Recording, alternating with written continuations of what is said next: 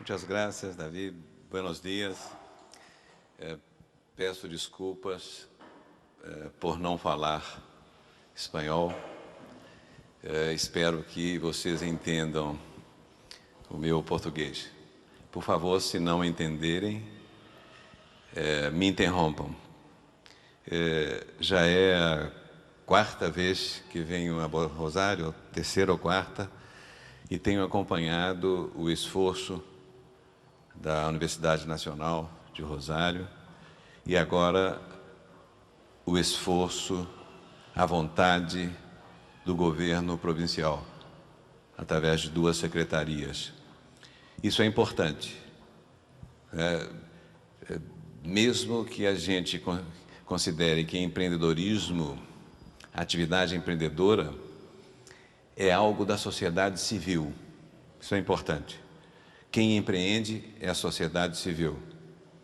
Quem gera conhecimento empreendedor é a sociedade civil, não é o governo. A universidade também tem dificuldades, não é um conhecimento que nasce na universidade. Empreendedorismo não é um tema acadêmico, como é química, física. Os temas acadêmicos convencionais transformam a universidade em protagonista. No empreendedorismo, o conhecimento é produzido lá fora, na CAGE. E o que faz a universidade, o que faz a academia, é aprender com os empreendedores para estruturar o conhecimento gerado pelos empreendedores. O conhecimento é gerado lá fora. E a universidade tem um papel importantíssimo, que é estruturar esse conhecimento e produzir metodologias de educação empreendedora. Mais do que isso, o papel da universidade é gerar sinalização cultural.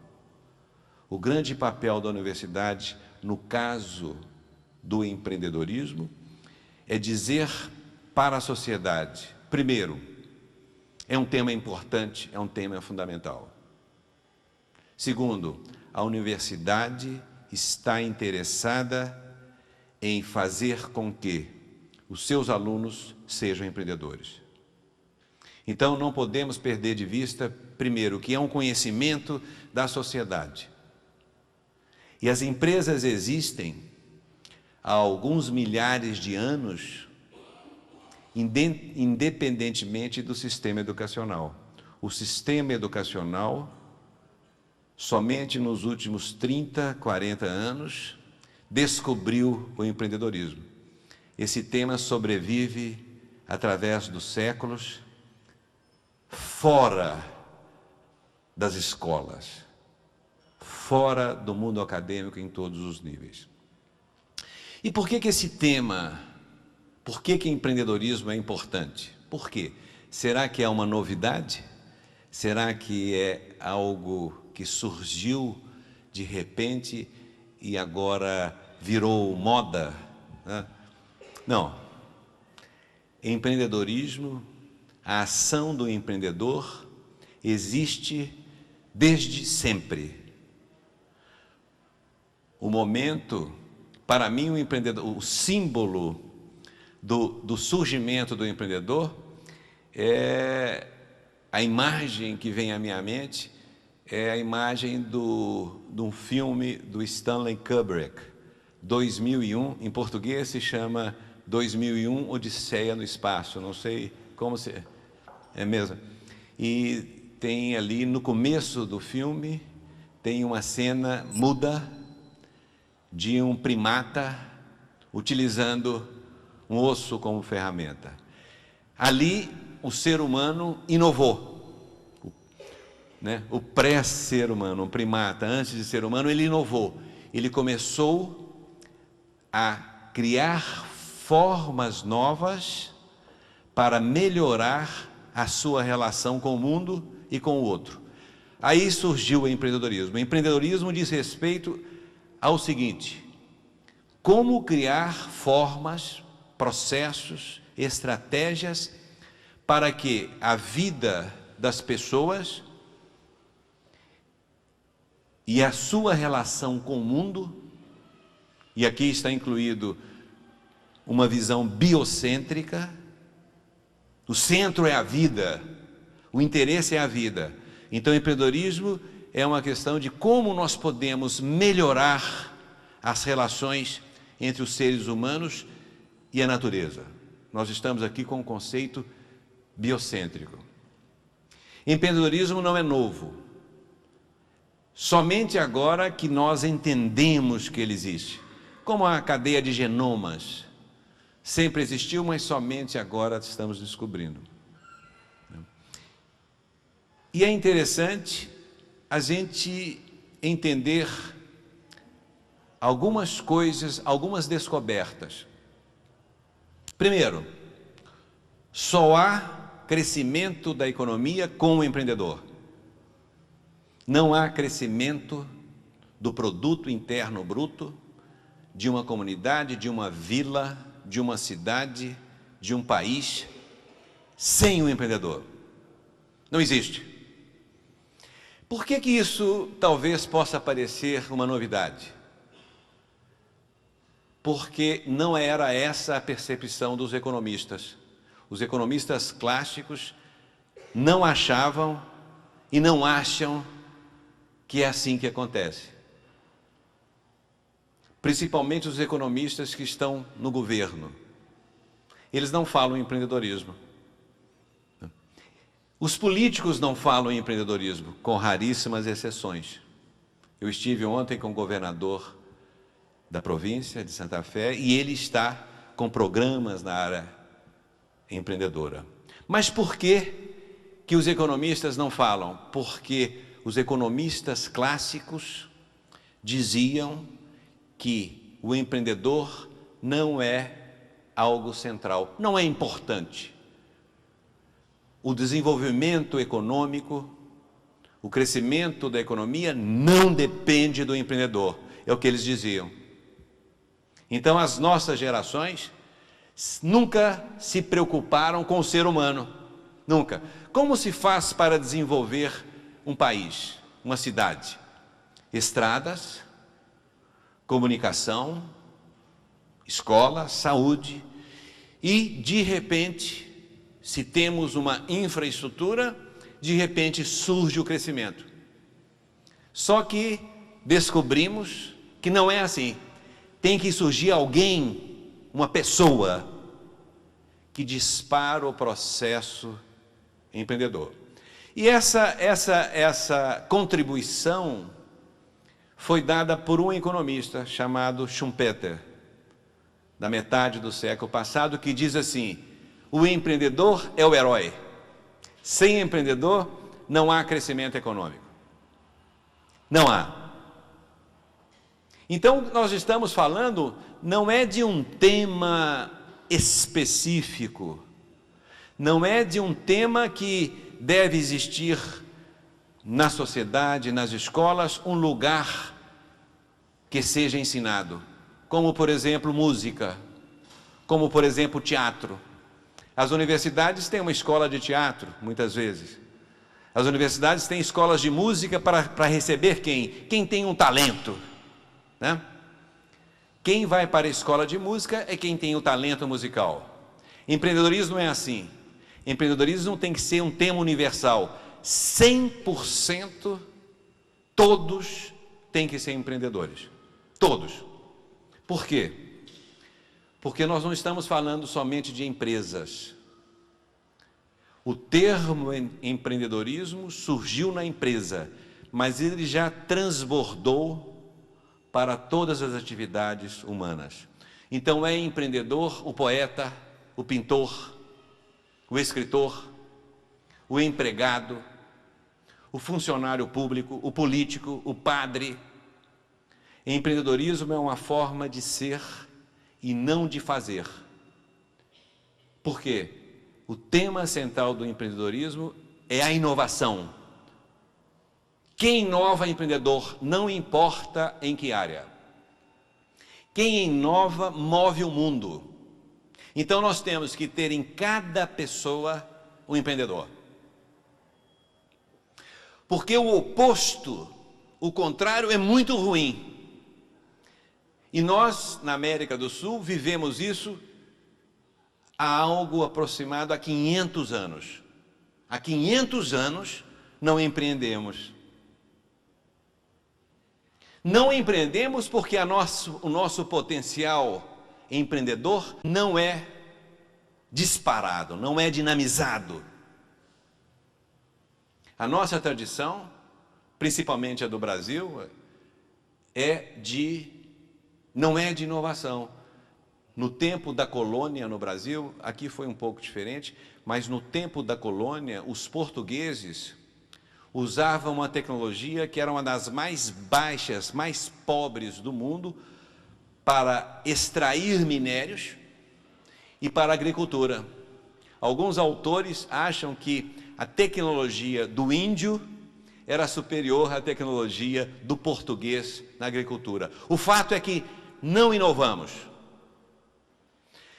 Também no século passado, a inovação no Brasil, e se tem alguma semelhança entre Brasil, Argentina, Chile, Paraguai, Uruguai, etc., no Brasil não houve inovação no século passado. Como que o país foi industrializado? Com tecnologia vinda de fora. A tecnologia era produzida na sede da multinacional. E no Brasil não tinha tecnologia. Não sabemos fazer um automóvel, apesar de sermos um dos grandes produtores de autos do mundo. Não quer dizer com isso que não existam exceções. O Brasil tem áreas de inovação muito fortes. Indústria de aviões, a agricultura do Brasil tem muita inovação. A Embrapa é um órgão do governo brasileiro que faz pesquisas muito importantes na área de agricultura. A agricultura brasileira é muito forte. Mas não há inovação que existe em outros países, que deram saltos maravilhosos de qualidade. Vários países, Israel, Coreia, Espanha, Irlanda, Finlândia, sem falar nos países que inovam há muito tempo. Então, o empreendedorismo é a capacidade de inovar, mas é a capacidade de uma população.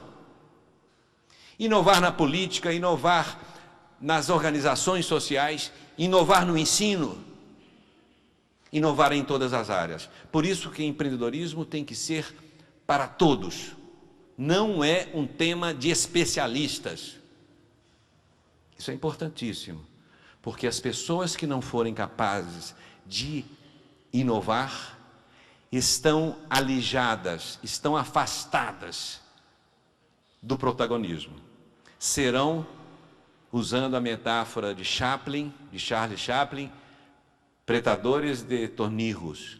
Nós transformamos as nossas elites universitárias, sociais, em pretadores de tornirros.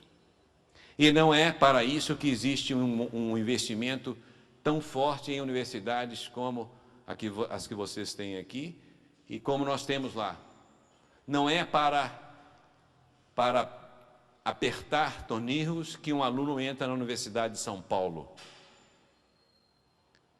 80% dos nossos pesquisadores estão na universidade. 80%. Nos países desenvolvidos é o inverso. Nos Estados Unidos, 80% dos pesquisadores, dos doutores, estão na empresa e 20% na universidade. A universidade, nós não sabemos levar os nossos doutores para o mercado de trabalho, para as empresas. O Brasil também teve um crescimento muito forte na área de formação de mestres e doutores, mas o número de patentes cai. negativamente.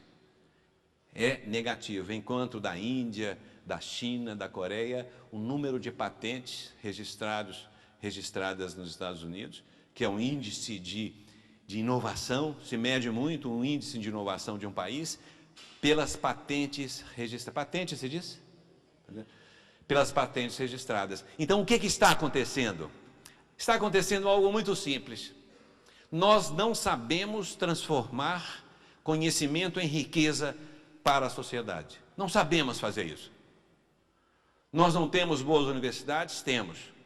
Nós temos mentes criadoras? Temos. Mas não temos o contexto sociopolítico econômico. O empreendedor precisa de um contexto, uma terra fértil. E essa terra não sabemos criar. A autocracia, que tem sido o nosso estilo de relação social nos últimos 500 anos, nós somos países autocratas. No Brasil não existe democracia, porque democracia é algo muito diferente do que acontece no Brasil. Nós temos liberdades, graças a Deus, né? Graças a Deus. Eu posso falar isso que estou falando, aqui também na Argentina, mas democracia não existe. Não existe porque toda a proposta de distribuição de riqueza não funciona. No Brasil existe alta concentração de conhecimento e poder. Nós podemos desenvolver uma economia através de dois elementos. Não é dinheiro. Não se resolve problema econômico com dinheiro. Se resolve problema econômico com distribuição de conhecimento e de poder. Se a gente quer melhorar um país, nós temos que desconcentrar conhecimento e poder. A economia é consequência da desconcentração, da distribuição de conhecimento e de poder. Poder aqui não é poder de dar ordens, de mandar. Dar ordem, quando vocês, na minha opinião, quando a gente vê alguém dando ordem, alguém mandando, nós estamos diante de uma doença social. Ninguém nasceu para dar ordem e ninguém nasceu para obedecer. Isso é democracia. Ou será que alguém aqui nasceu para obedecer? Quem nasceu aqui? Levante a mão. Quem nasceu para obedecer? Alguém nasceu? E quem nasceu para mandar aqui? Levante a mão, por favor. Isso é democracia. Então, quando eu falo em poder, não é poder de dar ordem. Isso está fora. Isso é uma doença. Quando eu falo em poder, é o poder que cada pessoa tem de decidir, de participar das decisões sobre sua vida, a vida dos seus filhos, a vida da comunidade. Isso é poder. E é interessante que, se vocês olharem os países do mundo onde a qualidade de vida boa, porque o que interessa é a qualidade de vida, nesses países há democracia. A democracia está presente nos países onde as pessoas são bem tratadas. É muito fácil vocês entenderem o que eu estou dizendo. Peguem o Brasil. O Brasil foi campeão mundial de crescimento econômico durante 100 anos. O Brasil era a China. Do final do século XIX até a década de 70 do século passado, o Brasil era a China, era o Japão, era um tigre asiático. O PIB do Brasil crescia assim. No entanto, a pobreza ficava estável. A pobreza continuava presente. Não nos interessa somente o crescimento econômico. Nos interessa a distribuição. A pergunta que eu faço a vocês é a seguinte: por que num país como a Bélgica, a Áustria, os Estados Unidos, o Canadá, Por que que no Canadá, quando o produto interno bruto cresce, a base da população melhora de vida? Por que que será? O que que acontece no Canadá? O que que acontece nesses países que um aumento da riqueza significa bem-estar social? O que que acontece?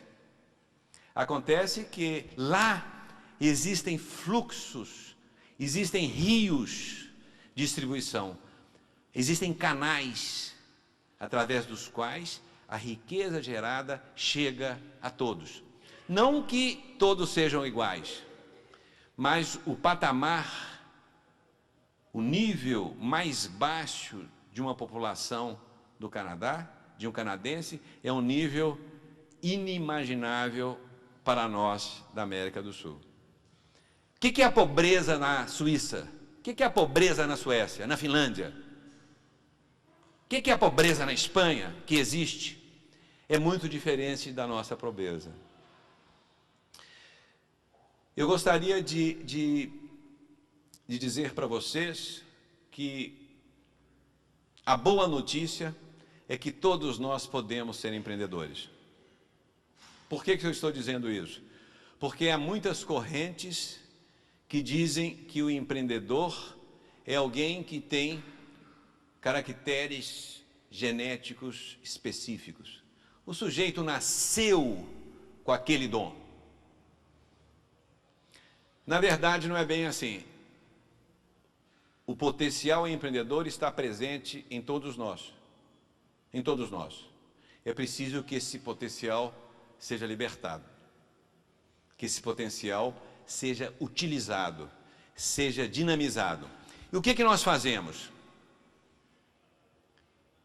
Nós, pais, famílias, nós, escolas, nós, educadores, somos a principal fonte de repressão desse potencial. Os nossos filhos são empreendedores. Mas olhem para uma criança antes dela entrar para a escola. Aí você verá um empreendedor. Depois que for para a escola, menos. 4, 5, 6, 7, 8, 9, 10 anos. Ainda tem um pouquinho. Quando chega na universidade, não tem empreendedor mais. É muito tempo de escola. Aquela rebeldia, o empreendedor é alguém que é rebelde. É absolutamente rebelde. Por quê? Porque a rebeldia é a mãe da inovação. Eu só crio se eu sou rebelde. Mas na escola a gente aprende a ser conformado, não é isso? Nós aprendemos a seguir um caminho. E para o empreendedor, seguir um caminho significa um fracasso. Enquanto numa sociedade estruturada, com modelos rígidos, seguir caminhos é um sucesso, para o empreendedor, seguir caminhos já construídos é a garantia do insucesso, a garantia do fracasso.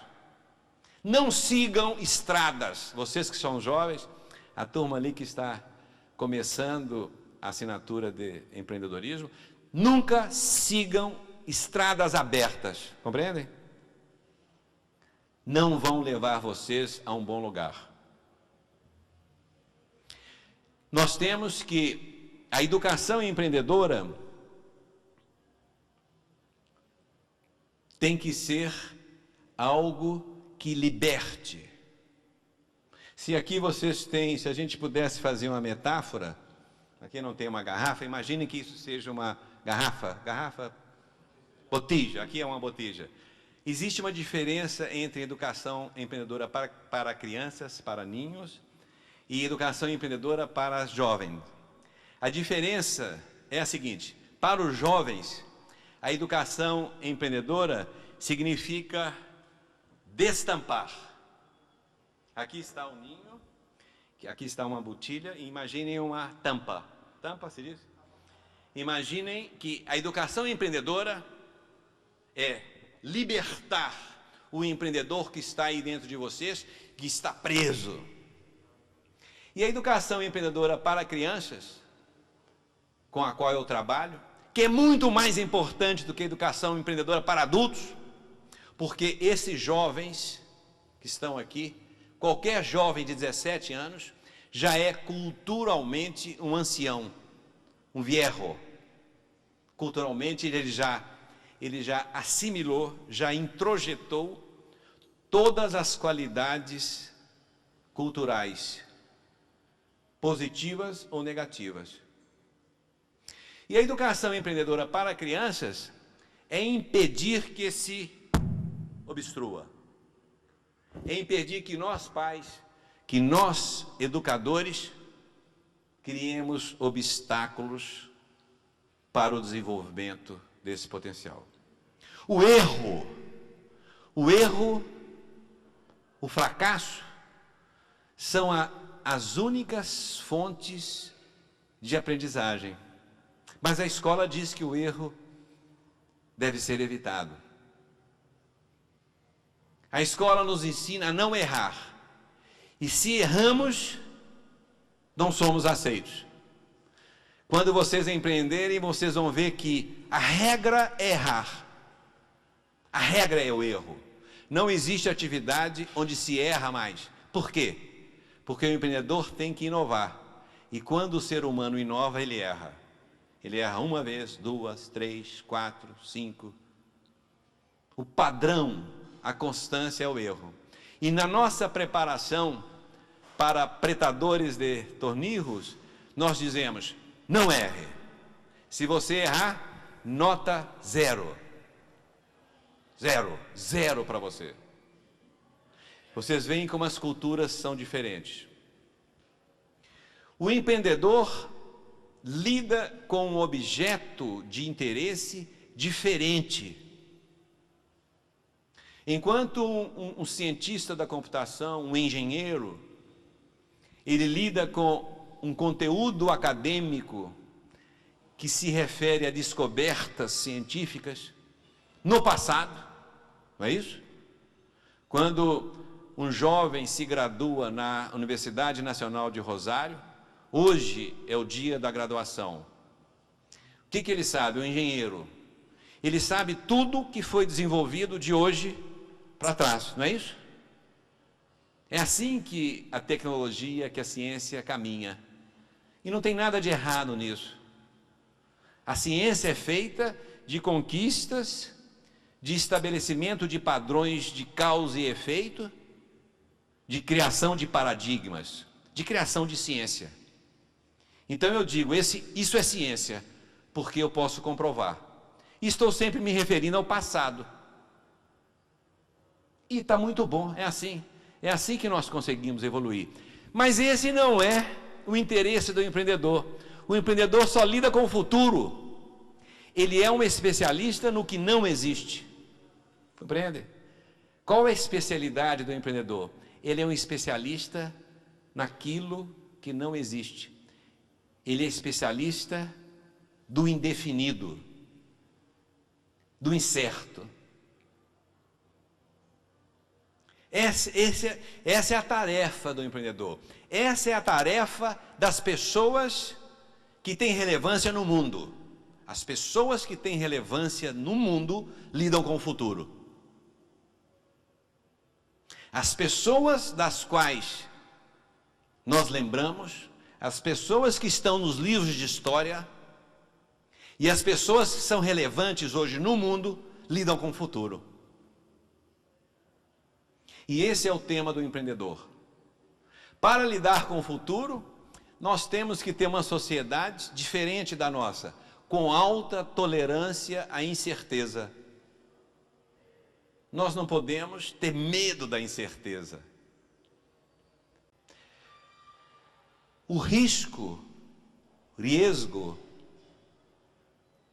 é consequência, a capacidade de conviver com o risco, com o riesgo, é consequência da tolerância que eu tenho à incerteza. Tem sociedades que gostam da verdade. Nós, no Ocidente, nós adoramos a verdade. Só nos interessa a verdade, não é isso? Nós temos a volúpia da verdade. E isso, quando a gente trata do futuro, é um limitador. Porque não existe nenhuma verdade no futuro. Aliás, o futuro nem existe. O futuro é algo que não existe. Então não se pode dizer que tenha certeza ou incerteza se o futuro é certo ou incerto, se é verdadeiro ou falso. Não se pode dizer nada do futuro. Por isso que o futuro não é um tema acadêmico. Não se cria uma ciência do futuro. Já tentamos. Todos os futurólogos perderam o emprego, né? Estão na rua. Não existe futurólogo de plantão. Se existisse, a gente não teria a crise mundial, não teríamos problemas nenhum, né? Não se consegue estudar o futuro como ciência. Mas esse é o tema do empreendedor. O que nós temos que fazer? Nós temos que preparar esses jovens para aceitar isso. Muitos pensam que o empreendedor gosta do riesgo. Ninguém que tenha mais de 5 neurônios gosta de riesgo. Ninguém gosta. O empreendedor detesta risco. Por que eu tenho que gostar do risco? Ninguém gosta do risco. Nenhum empreendedor fala assim, tem risco, tem riesgo, eu gosto do risco. Não. Qual é a diferença quanto ao risco, no que diz respeito ao risco, entre o empreendedor e o não empreendedor? A diferença é simples, é sencilla. O não empreendedor acha que pode viver no mundo sem risco. É um autista. A pessoa que acha isso tem um perfil psicótico, né? Cortou os vínculos com a realidade, porque viver é perigoso. Tudo que se faz na vida envolve riscos. Estar aqui é um risco. Sair da cama de manhã cedo e vir para cá é um risco, né? Viver é perigoso. O que faz o empreendedor? Ele não gosta do risco, mas ele admite que o risco é inevitável. Quando eu lido com o futuro, o risco é inevitável. E o empreendedor tenta minimizar o risco. Ele põe toda a sua inteligência para minimizar o risco. Mas o que move o empreendedor? É algo que não se aprende na escola. É algo que a escola baniu, afastou do seu currículo. É a emoção. Nós aprendemos na escola que a emoção atrapalha, não é isso? Nós aprendemos na escola que a emoção não funciona. Quando vamos para a vida no trabalho, aprendemos que a emoção é um estorvo. A emoção é algo desagradável porque a emoção impede a eficiência, não é isso? Esse indivíduo está se deixando dominar pela emoção. Ele é um incompetente, não é isso? No entanto, no mundo do futuro, no mundo do empreendedor, quem manda, quem está no comando, quem dá a direção para a vida é a emoção e não a razão.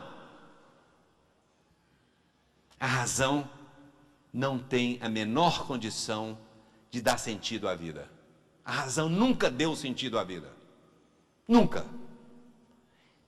O industrialismo é que nos disse, 200 anos de industrialismo, os industrialistas, a sociedade nos diz, é melhor não ter emoção.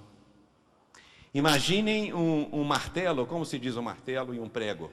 Martilho e prego? Clavo. Martilho é um clavo. Imagina um martilho com emoção. Então vai bater no clavo e diz, coitado do clavo, quer dizer, é um martilho incompetente, né? Não, tem emoção, é incompetente. E nós aprendemos a não ter emoção, por quê?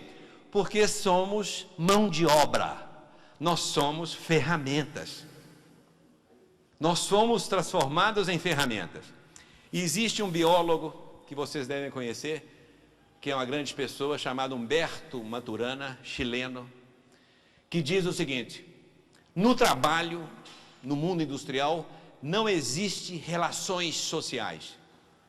Por quê? Porque o interesse no trabalho não é a pessoa, não é o ser humano, é o produto. Temos uma fábrica de copos, o interesse é o copo. O industrialismo esqueceu das pessoas. As relações propostas pelo industrialismo não têm as pessoas, o ser humano, como centro. Eu sou administrador de empresas. Tem alguém aí que é administrador de empresas? Administrador de empresas, você diz? Tem? Levante a mão. Só tem a Mariana. Pois bem, o administrador de empresas é o especialista em gerência, não é isso? É o manager. Não existe, que eu conheça, nenhum teórico da área, nenhum administrador que se interessou pelo ser humano. Nenhum. Ninguém está preocupado com a felicidade humana. Com quem nós, administradores, estamos preocupados? Com a empresa. Não é objeto do interesse do administrador o ser humano. E podemos concordar que os administradores têm muito sucesso. A administração é fundamental para o sucesso de empresas, de escolas, de países. Foi a grande revolução do século XX, foi a administração de empresas. Mas ninguém se preocupou com o ser humano, não. Né? O administrador transformou o ser humano em quê? O economista transformou em fator de produção, não é isso? O que a gente aprende? Quais são os fatores de produção? Quais são? E o ser humano.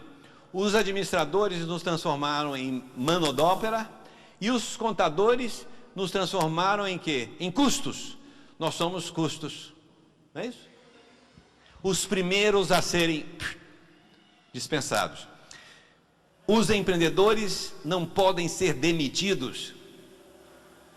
Os empreendedores não são dispensados. Como se diz demitido? Echados. Os empreendedores, não há ninguém que pode echá-los. Não se pode. Eles são autônomos, são independentes. Ninguém demite, ninguém põe o empreendedor na rua. Nós temos que fazer a transição. E essa é a grande transição, é a grande passagem que vocês têm que fazer, e todos nós temos que fazer, entre o mundo da resposta para o mundo da pergunta. Nós vivemos no mundo da resposta. Quem é bom? Quem é que tem valor no passado? É quem sabe a resposta. Não é isso? É o indivíduo que sabe a resposta. Quem é um bom aluno? É o que sabe a resposta. Quem é um grande mestre? É o que sabe a resposta. Você pergunta para um grande mestre, ele sabe a resposta. No nosso mundo atual, quem sabe a resposta não tem tanto valor mais. O que é importante é a pergunta. A pergunta é muito mais importante que a resposta. Nós temos que nos habituar a fazer pergunta, porque o futuro só aceita perguntas. O futuro não tem resposta. O que faz o empreendedor? O empreendedor é alguém que concebe o futuro, ele cria um futuro e transforma esse futuro em realidade.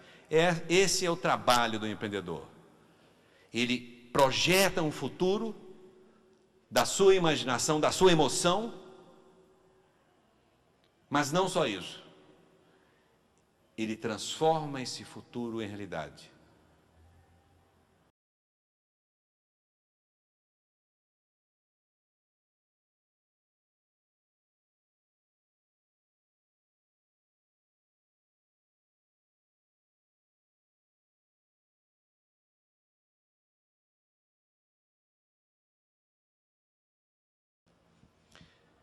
Nós temos que fazer a transição. E essa é a grande transição, é a grande passagem que vocês têm que fazer, e todos nós temos que fazer, entre o mundo da resposta para o mundo da pergunta. Nós vivemos no mundo da resposta. Quem é bom? Quem é que tem valor no passado? É quem sabe a resposta. Não é isso? É o indivíduo que sabe a resposta. Quem é um bom aluno? É o que sabe a resposta. Quem é um grande mestre? É o que sabe a resposta. Você pergunta para um grande mestre, ele sabe a resposta. No nosso mundo atual, quem sabe a resposta não tem tanto valor mais. O que é importante é a pergunta. A pergunta é muito mais importante que a resposta. Nós temos que nos habituar a fazer pergunta, porque o futuro só aceita perguntas. O futuro não tem resposta. O que faz o empreendedor? O empreendedor é alguém que concebe o futuro, ele cria um futuro e transforma esse futuro em realidade. Esse é o trabalho do empreendedor. Ele projeta um futuro da sua imaginação, da sua emoção, mas não só isso. Ele transforma esse futuro em realidade. Ele faz a pergunta e dá a resposta. E a resposta é única. Não existe resposta padronizada.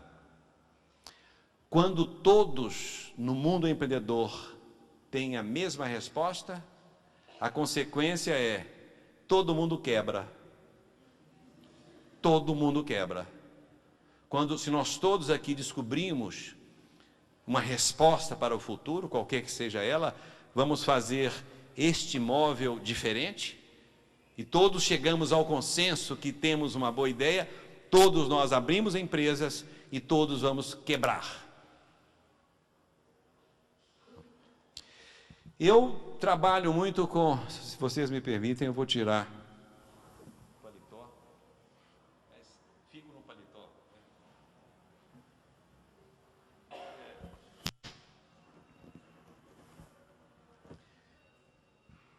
O mundo das oportunidades, o mundo do futuro é aquilo que nós devemos, para o qual nós devemos preparar os nossos jovens. Eu trabalho muito com jovens universitários e com jovens da educação básica. Eu vou falar para vocês, eu trabalho muito com crianças, ninhos, 4 anos. Eu trabalho com empreendedorismo para crianças a partir de 4 anos. Mas, em palestras, o ano passado, eu dei uma charla para 800 jovens em Córdoba, da Junior Achievement. 800 jovens que estudam empreendedorismo. E eu perguntei para eles, o que é oportunidade? Oportunidade é o grande conhecimento do empreendedor. Nenhum jovem soube responder. Eu pergunto para adultos também, o que é oportunidade? Quais oportunidades, eu pergunto para professores universitários, no Brasil, fora do Brasil, eu pergunto para as pessoas, quais são as oportunidades vocês estão vendo?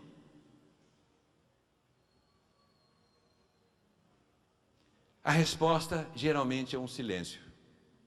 As pessoas não estão preparadas para identificar oportunidades. Mas a oportunidade é a mãe do empreendedorismo. Só existe uma empresa, qualquer empresa que vocês puderem ver aí, pequena, grande, só existe porque essa empresa foi fruto, foi resultado de uma oportunidade. O que é a oportunidade? São necessidades. Necessidades não satisfeitas. Mas nós não estamos preparados para isso. Oportunidades são problemas. O empreendedor é um especialista em encontrar problemas. Se ele encontra um problema grande, ele poderá ter uma empresa grande. Se ele encontra um problema pequeno, ele certamente terá uma empresa pequena. Se não tem problema, não tem empresa. Ninguém vai pagar, ninguém pagará, colocará dinheiro se não for para resolver um problema. Por que eu vou gastar dinheiro se eu não tenho um problema? O empreendedor é alguém capaz de descobrir necessidades não satisfeitas. Essa é a grande tarefa do empreendedor. Mas nós não preparamos as pessoas para isso. É isso que move o mundo. É isso que move a ciência. É isso que dá riqueza para os países. Encontrar o que precisa ser feito. Descobrir problemas, identificar problemas. Mas a escola não prepara as pessoas para isso. Nós não ativamos os nossos neurônios para identificar problemas, para encontrar necessidades. A vida existe lá fora. O campus de um empreendedor não é a sala de aula, é o mundo lá fora. O nosso grande trabalho, e é o desafio que vocês estão enfrentando, e que países que estão à frente já enfrentaram há mais tempo, é de transformar a mente das pessoas. É promover um ritual de passagem, uma transição de pessoas que estão preparadas para apertar tornilhos, operar sistemas, para pessoas que sejam capazes de criar sistemas. Essa é a grande diferença. Os países que estão à frente criam sistemas. Seja sistema de software, seja sistema na área automotiva, sejam sistemas de petróleo, de agricultura, mas criam. As pessoas que somente operam não têm tanta relevância. A minha experiência, só para a gente situar, eu trabalho com educação empreendedora e produzo muitos livros, porque eu me senti no dever de oferecer ferramentas para o professor. Eu peço a um professor de engenharia da produção que seja professor de empreendedorismo. Eu peço a um médico que seja professor de empreendedorismo. Eu peço a um professor de música, um professor de odontologia, de filosofia pura, que seja professor de empreendedorismo. Mas para isso é preciso ter ferramentas. Não peço que o professor de biologia abandone o seu métier, mas ele pode ser professor de empreendedorismo sem abandonar a sua profissão. Como? É simples, é muito simples. A sala de aula se transforma em um ambiente de geração de conhecimentos. Isso é empreendedorismo. Porque empreendedorismo não se ensina transferindo, não se transfere o conhecimento ao empreendedor, como se transfere o conhecimento de um tema acadêmico. Se eu sei matemática, eu posso transferir para vocês. Se eu sou empreendedor, não há como transferir. Como que se faz então? A sala de aula se transforma em um ambiente de geração de conhecimentos. E quem gera o conhecimento são os alunos. Que conhecimento é esse? É aquilo que falamos, é a concepção de futuro. Os alunos são convidados a conceber um futuro e a criar estratégias, formas, caminhos para transformar esse futuro em realidade. Esse futuro pode ser uma empresa. Eu vou criar uma empresa. Isso é futuro. E vocês, os alunos, os empreendedores, têm que criar a estrada, a ruta, o caminho, os processos para transformar esse futuro em realidade. O professor não sabe nada. É muito difícil imaginar um papel para um professor que não tem a resposta. E é mais difícil ainda dizer para um professor, não dê resposta porque você não sabe. É uma situação diferente. o professor de empreendedorismo não sabe. Ele não sabe. O papel dele é fazer com que a sala de aula se transforme em um ambiente de geração de conhecimento. A metáfora que eu uso é a metáfora que eu apresentei no seminário. Nós tivemos um seminário sábado e domingo, estamos trabalhando muito, né, para professores da UNR, aqui naquela sala. E eu dizia para eles que a metáfora que eu uso é a metáfora da horta, do jardim. É isso mesmo? Da huerta, em que o papel do professor é o papel do hortigranjeiro. Por quê? Porque se você cria um ambiente para o empreendedor, ele se desenvolve. A pergunta que eu faço para vocês refletirem à noite é: será que Rosário tem um ambiente para o empreendedor? Uma jornalista me perguntava antes: o que você acha do ambiente de Rosário? Eu transfiro essa pergunta para vocês. Será que aqui é um terreno fértil para o surgimento de empreendedores? Eu dou um exemplo para vocês. Um exemplo metafórico. Se Bill Gates vivesse na minha cidade, no Brasil, ele até hoje estaria na garagem. E nós temos muitos Bill Gates. O que falta é o meio ambiente. É a terra fértil. Nós não sabemos criar esses elementos. Por que surgem esses fenômenos na Rota 128, na região de Boston, no Vale do Silício, em várias outras partes do mundo? Por que surgem empreendedores? Pela conjunção de 4 elementos. Primeiro, o perfil empreendedor, a vontade de empreendedor, a cultura empreendedora. Isso está na raiz de um povo. Isso é cultural.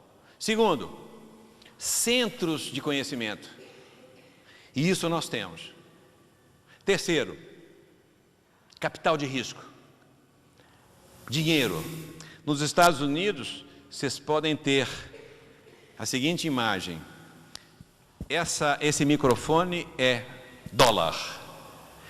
E essa taça é ideia. Existe nos Estados Unidos, os dólares correm atrás das ideias.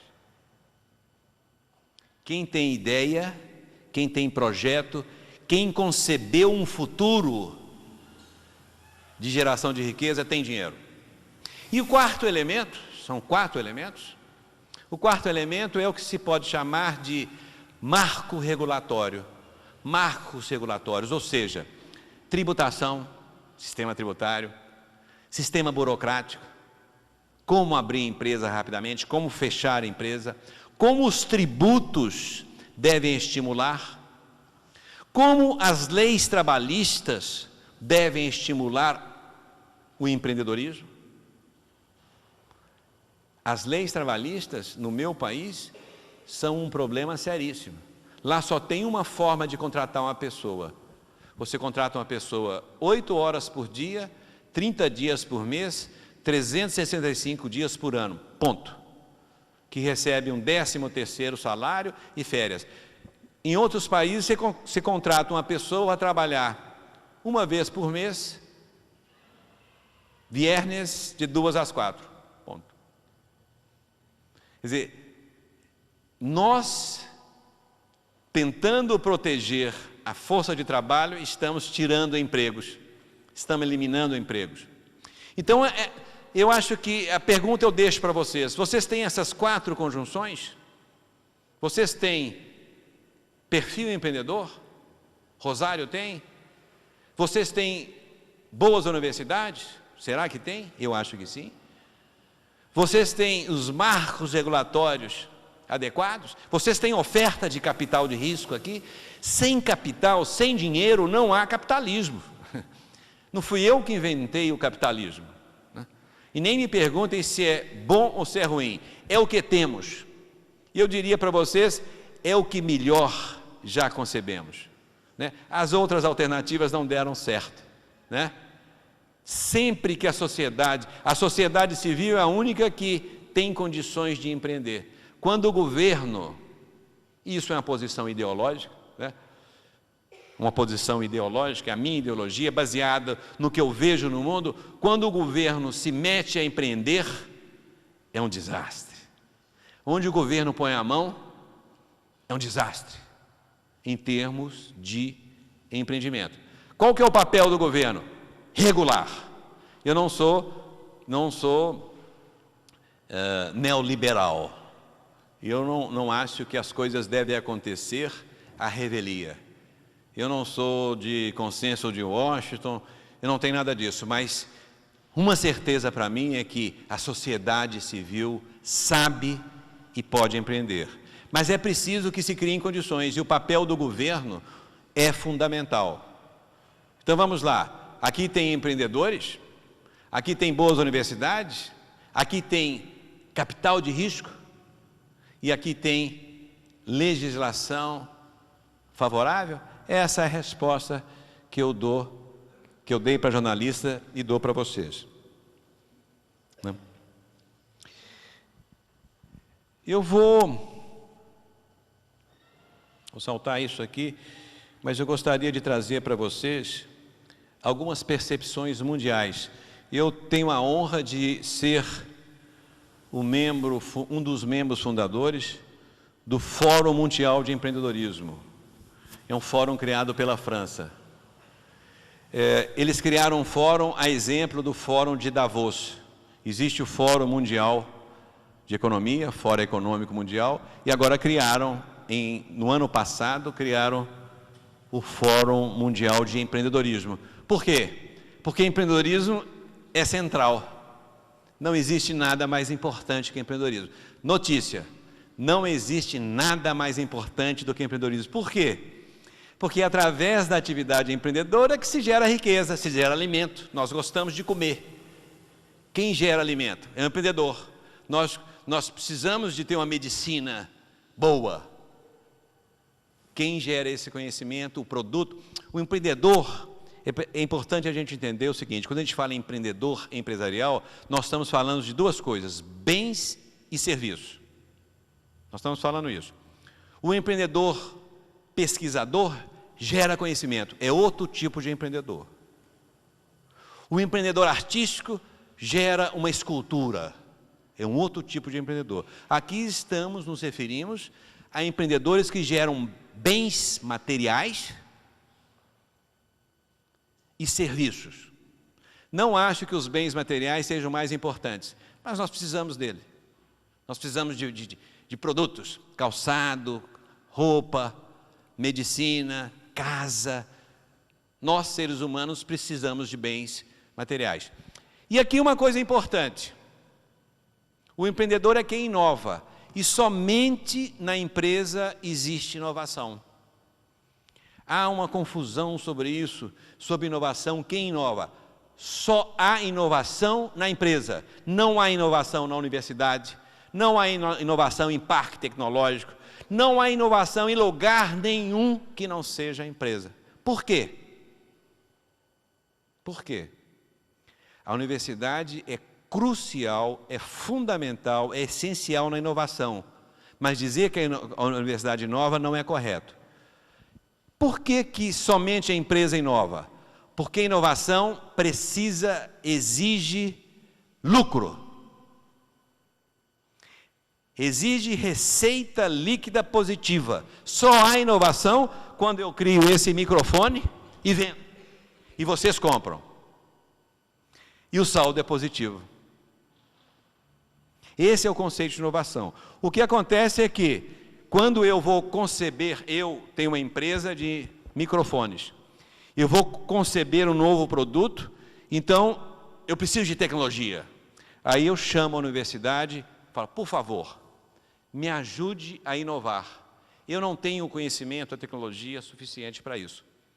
Mas quem inova sou eu, porque a venda sou eu que realizo, eu empresa. Esse fórum,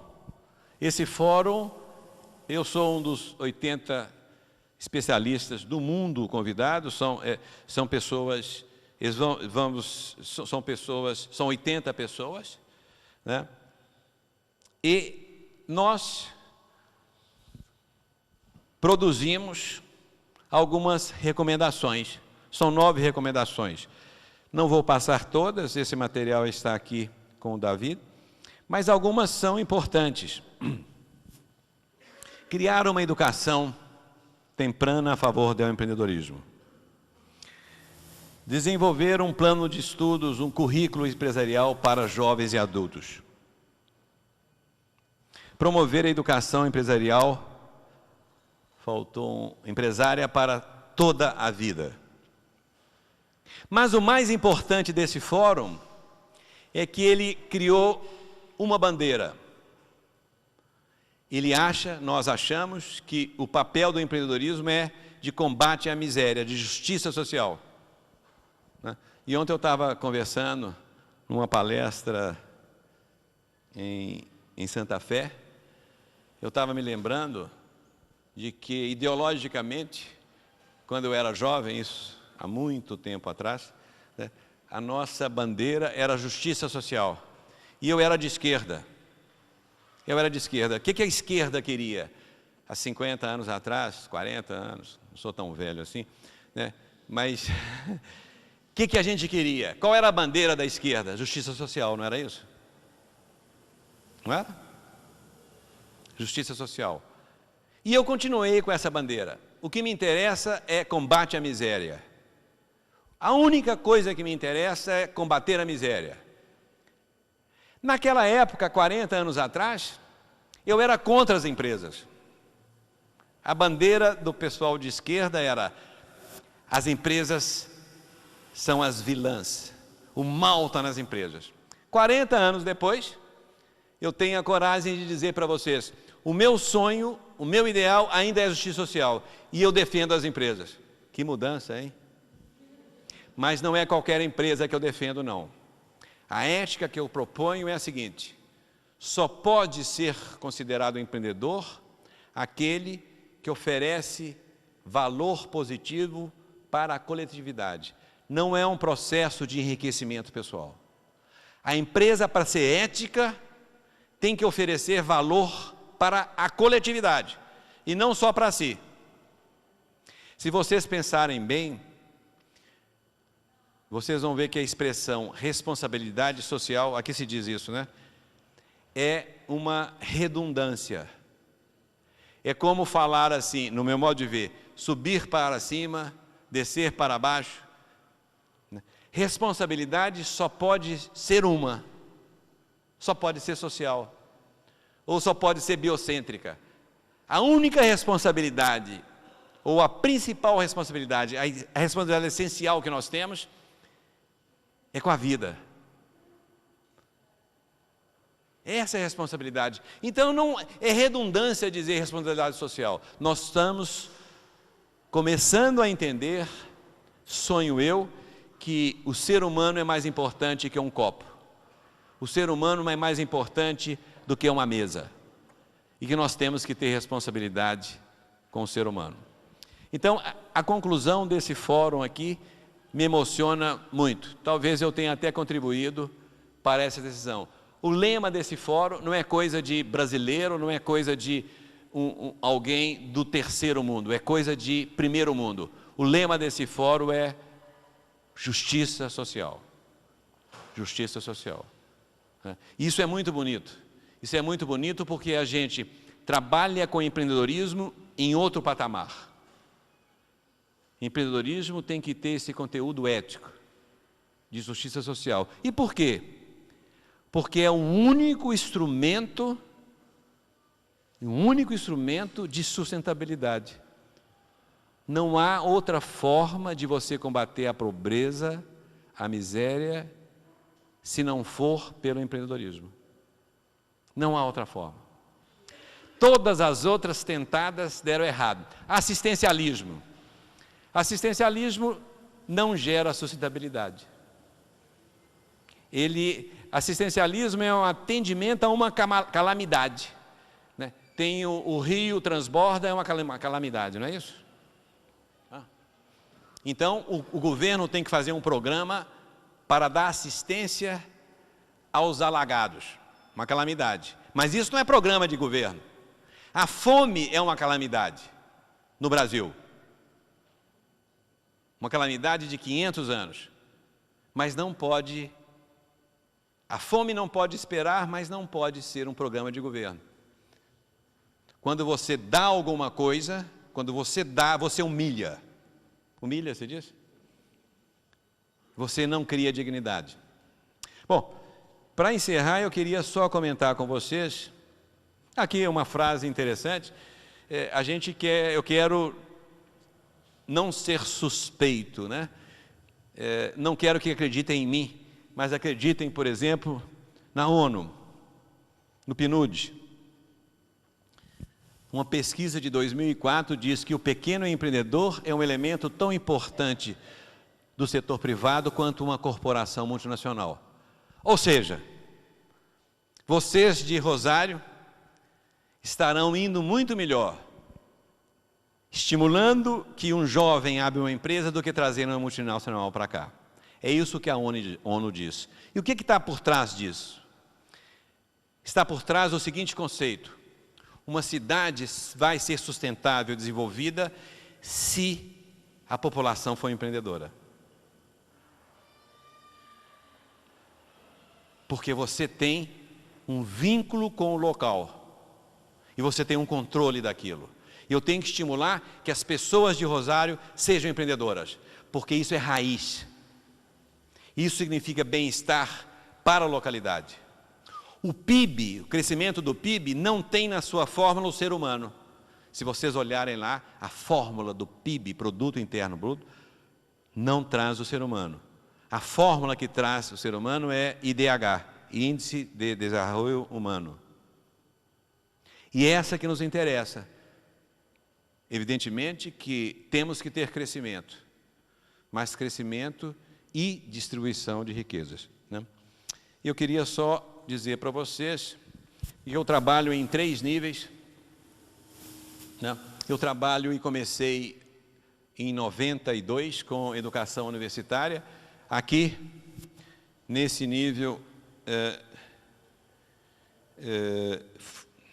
esse trabalho que fizemos no final de semana. A minha metodologia, que se chama Taller del Empreendedor, está no Brasil em 400 instituições de ensino superior. E também já tive a honra e a oportunidade de trabalhar na Argentina, no Chile, em vários outros países com essa metodologia. E eu trabalho também com o projeto que mais me fascina, é com crianças. E com crianças pobres, pobreza absoluta. Por quê? Eu trabalho com ensino público, ensino oferecido pelo Estado. E no Brasil, o ensino público é para pobre. Né? Os classe média e classe alta pagam a escola. Aqui também. Então eu tive a oportunidade, estou tendo a oportunidade de ter uma experiência que eu nunca tive. Lidar com crianças, adolescentes e jovens em situação de miséria. 97% das pessoas em idade escolar no Brasil vão para a escola, ou seja, praticamente quase 100% das crianças, adolescentes, jovens estão na escola, apesar da escola não ter a qualidade que a gente sonha. Mas a escola recebe crianças em situação de elevado risco. E o resultado que a gente obtém com a educação empreendedora é inimaginável. É inacreditável.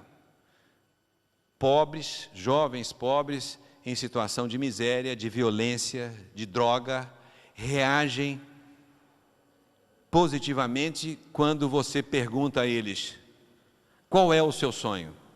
A metodologia é baseada em 2 perguntinhas, somente 2 perguntas. E vocês podem usá-la a partir de hoje e usá-la para si mesmos. 2 perguntinhas. Perguntem a vocês e perguntem aos seus alunos, aos seus filhos, a qualquer pessoa, 2 perguntas. Primeira, qual é o seu sonho? Qual é o seu sonho? Uma pergunta tão simples, né? Sonho aqui, relativo ao sonho que se sonha acordado. É o sonho extraído da linguagem do dia a dia. O meu sonho é ser feliz, meu sonho é ser médico, meu sonho é casar, ter filhos, meu sonho é ter uma Rosário desenvolvida, forte, como já é. Qual é o seu sonho? É uma pergunta que não se faz. Não se faz no Brasil e descobri que também não é feita aqui. Nadie faz essa pergunta. É uma pergunta silenciosa. Vocês imaginam uma pergunta que nunca foi feita? Se vocês não imaginam, eu apresento para vocês. A pergunta é: qual é o seu sonho? Os pais não fazem, os professores não fazem, os líderes políticos não fazem essa pergunta, por vários motivos. O maior deles é que sonhar é perigoso. Sonhar é muito perigoso. Uma pessoa que sonha não é controlável. Você não controla o futuro. E os sonhos dizem respeito à percepção de futuro. Ninguém controla. Não é a pergunta que vocês certamente já fizeram e já ouviram. O que você quer ser quando crescer? Essa pergunta vocês fazem, né? E já ouviram. É uma pergunta que não é boa. Eu recomendo que não a façam, porque é uma pergunta que não é dirigida à criança. Pelo contrário, ela desqualifica a criança, mas é dirigido ao que a criança será no futuro.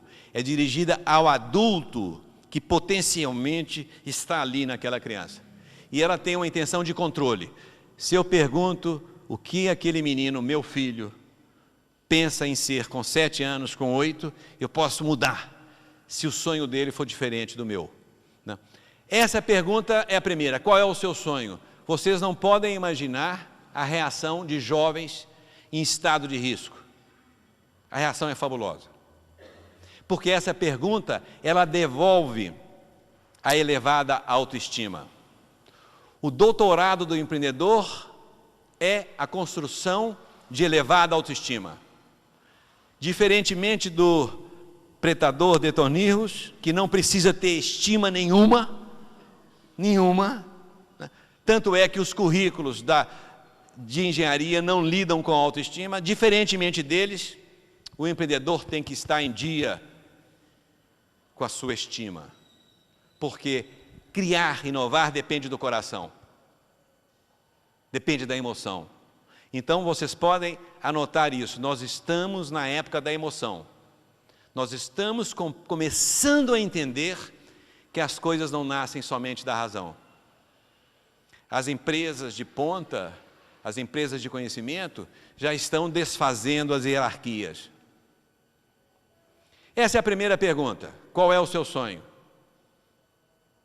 Essa pergunta faz com que o aluno se sinta protagonista e autor de si mesmo. Eu tenho que ser autor da minha vida. Eu estou no comando. É isso que faz alguém ser gente. Eu estou no comando de quê? Da minha vida. Eu dirijo a minha vida.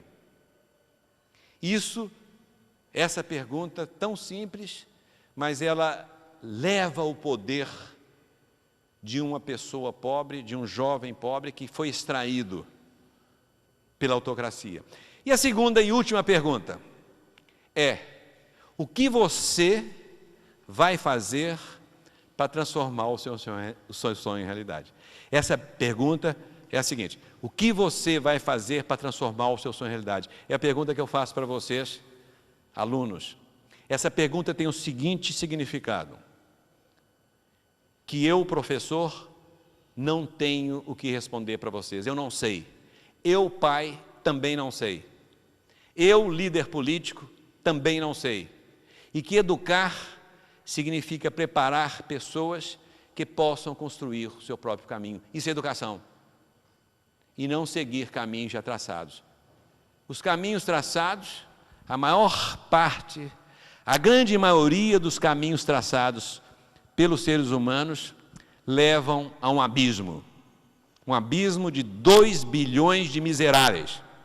Esse caminho nós não precisamos de seguir. nós temos que criar novos caminhos. Bom dia para vocês, muito obrigado.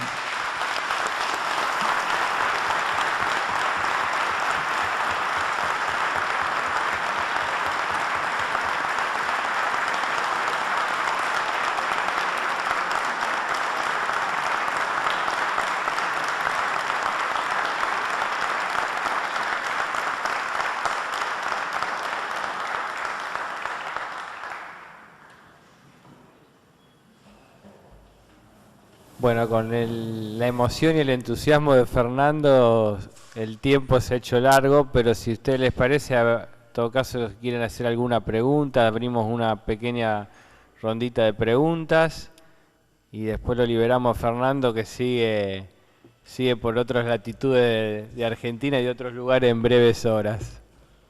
Será un placer. Quiero agradecerle en esta mañana sus palabras porque realmente lo necesitaba. Soy estudiante de contador público y a su vez también doy clases en escuelas secundarias, en educación media pública. Coincido 100% con su pensamiento y quisiera su palabra con respecto a cómo poder, alguna herramienta que me permita llevarlo al aula en la escuela media.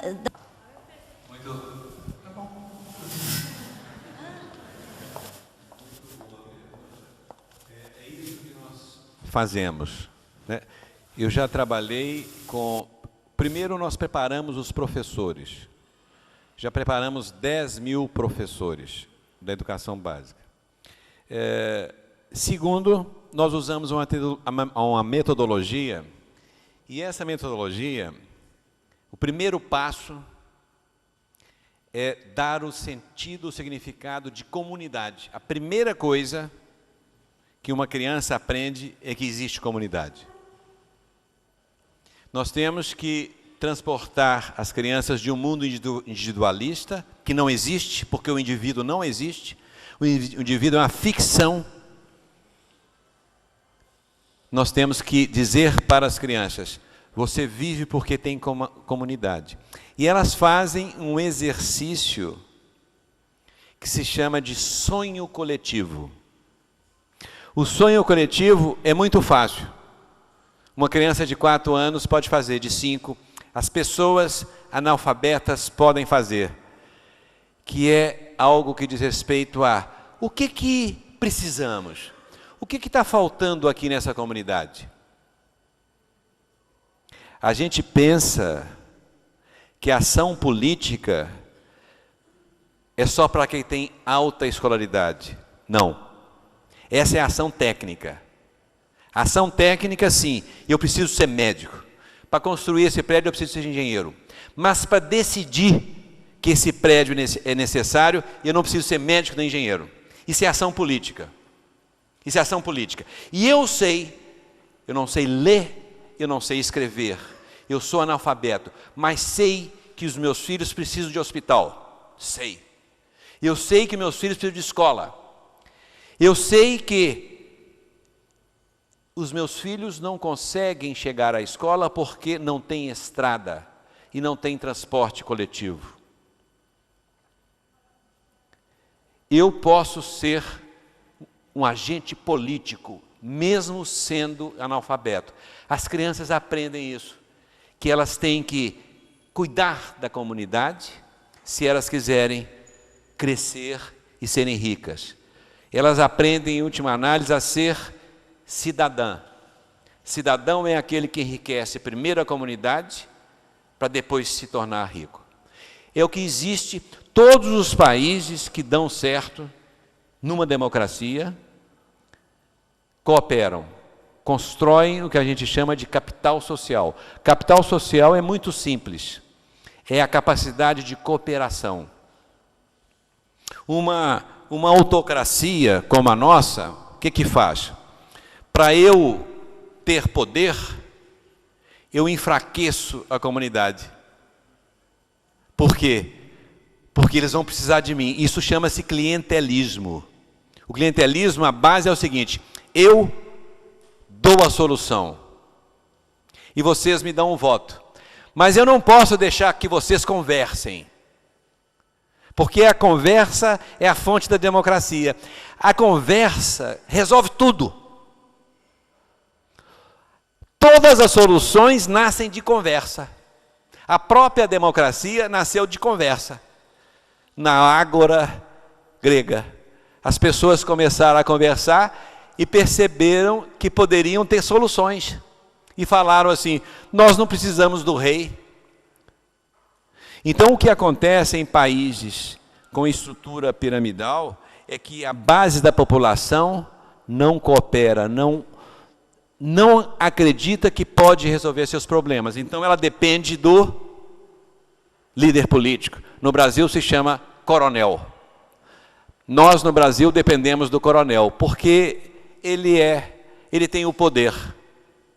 E se eu quero melhorar de vida, eu tenho que dizer bom dia e me submeter ao coronel.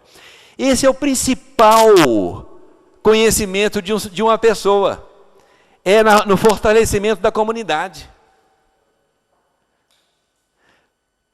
Se vocês olharem os exemplos de empreendedorismo, de geração de produto, de economia, vocês vão ver que são sociedades que cooperam. Sociedades onde as pessoas conversam. Se você for em Cuba, ou se você for na Coreia do Norte, ou se você desse um pulo no tempo e fosse na Rússia, na Polônia, você iria confirmar que lá não existe a conversa. A primeira coisa que se proíbe é a conversa. No meu tempo de jovem, quando existia a ditadura no Brasil, 3 pessoas não poderiam conversar na rua. 3. Aqui também? Mais de 2, não pode. 2, vai lá. 3, não. Por quê?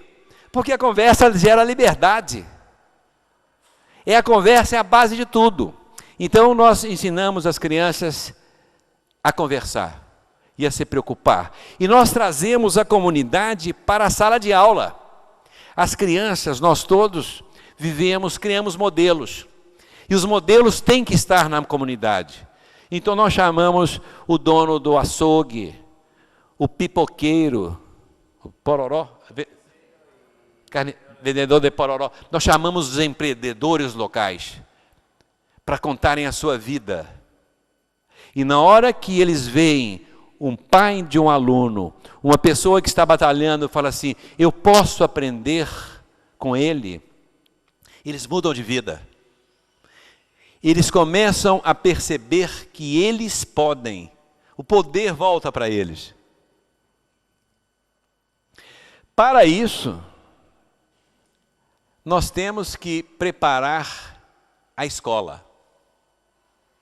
Não é um trabalho muito simples, mas se a gente não preparar os professores, nós não vamos conseguir nada. Por isso que quando eu implemento o empreendedorismo, eu preparo todos os professores.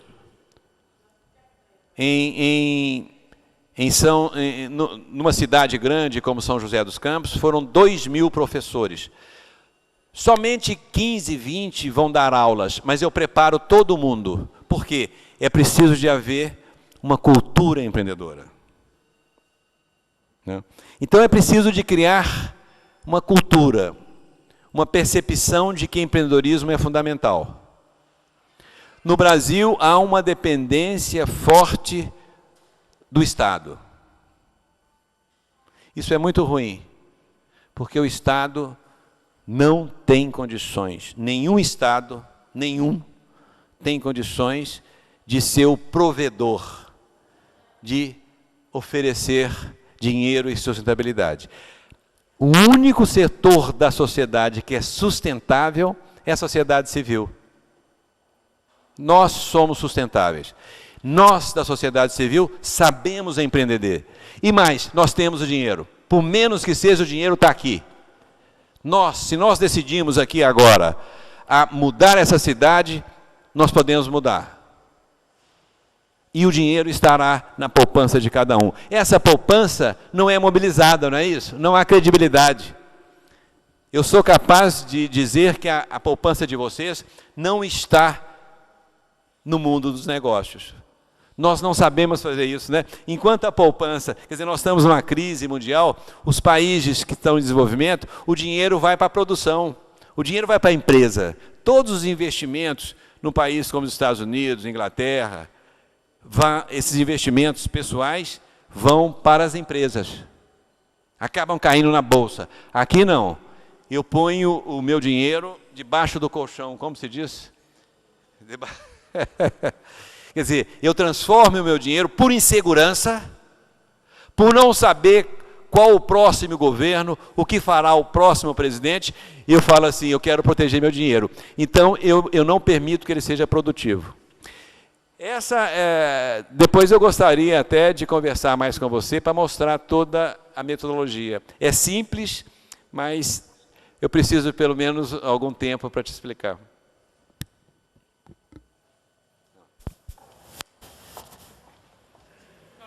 Sim, claro. Eu sou Dom Quixote. Me apresento e eu sou Quixote. E mais, Brasil tem 5.650 cidades. Eu já implementei em 127. Faltam somente 5.500. Não é difícil, né? Eu sou favorável à utopia. Porque utopia é contra o mito. Utopia significa evolução. Eu não sou preso ao passado. E não me limito. O meu sonho é implementar empreendedorismo para todos os jovens do país. O meu problema é com a infância.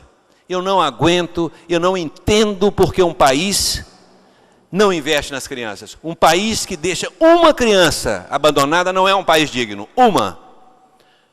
Agora, um país em que os mais miseráveis são as crianças, não é um país digno. Então eu sou quixotesco, eu sou Dom Quixote, com muito orgulho.